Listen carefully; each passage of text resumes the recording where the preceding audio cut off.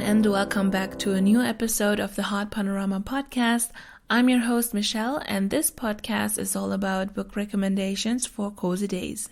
As always, and especially for this episode, please remember that any mentions of brands, products, or services, or in this case, authors and books, are only included for discussion purposes and are not paid or sponsored. I just recommend these books because I really enjoyed reading them, and I wasn't paid by anyone to do so. So we've reached the last episode of season 2 of this podcast, and some of you might remember that I finished off season 1 with some book recommendations as well, so I thought it would be neat to do the same with this season. As I did with my last book recommendations, I won't tell you too much about the books content-wise because I don't want to spoil them for you in case you decide to read them too. However, I will still follow the same pattern, and I picked 3 books that I'm going to recommend to you. And I'm starting with number 3 to save the best one for last again. So number 3 is Don't You Forget About Me by Barry McFarlane.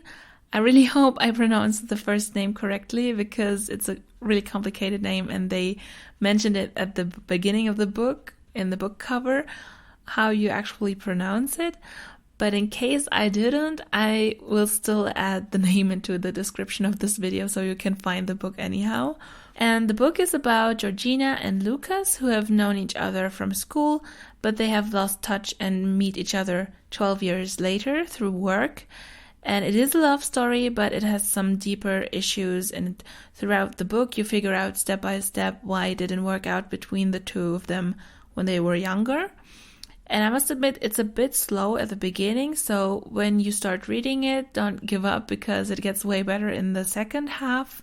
Because once you get to know the characters better throughout the book, the story becomes more intriguing and you really want to know the whole background of why they have become that way and why they ended up in that place.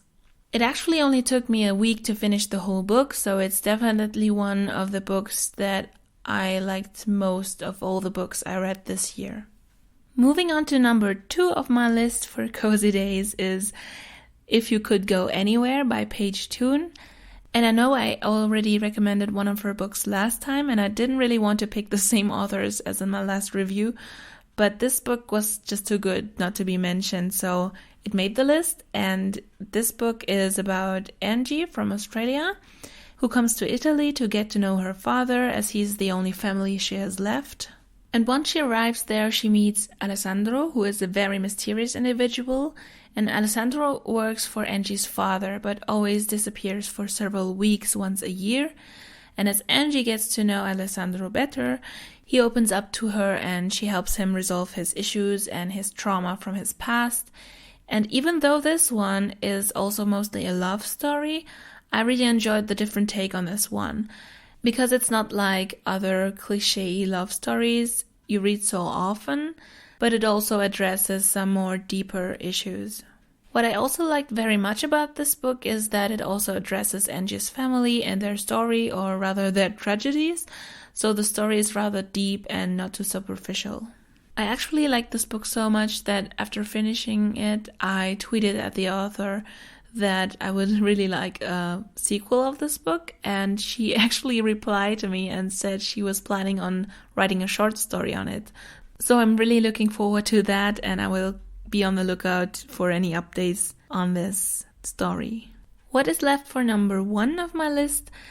It is I Owe You One by Sophie Kinsella, as I can't really do a recommendation series without including one of my favorite authors. This book was released at the beginning of 2019, and it tells the story of Fixie, who is always trying to fix things, and that is also where her nickname comes from. You only get to know her actual name towards the end of the book, so I won't tell you about that either, so you have to read the book to find out what her real name is. Anyhow, in the midst of fixing, or rather saving things, she encounters Sebastian, whose laptop she rescues from a huge disaster. And that is when their series of I Owe You Ones starts. And as all the other books I also read by Sophie Kinsella, this one contains refreshing comedy and also more serious elements. So this is actually what I really enjoy a lot about the author's books, because it has different elements and it makes you laugh, but it also makes you cry sometimes, depending on which part of the story you're currently reading. And I basically binge read the second half of this book, and then I was really sad because I finished it so fast, and that's how much I enjoyed the story. What I liked about the story as well is that this story too contains elements of family issues and relationships between siblings and parents and so on. So it was quite interesting to have that element as well, besides the love story in the book. Before I wrap up this recommendation podcast, I have one last honorable mention, and that is An Island Christmas by Jenny Colgan. I haven't finished this one yet, which is why I haven't really included it in the top 3 here, but I'm halfway through with it, and it's the sequel of The Summer Seaside Kitchen and The Endless Beach, both of which I recommended in episode 12 of this podcast series.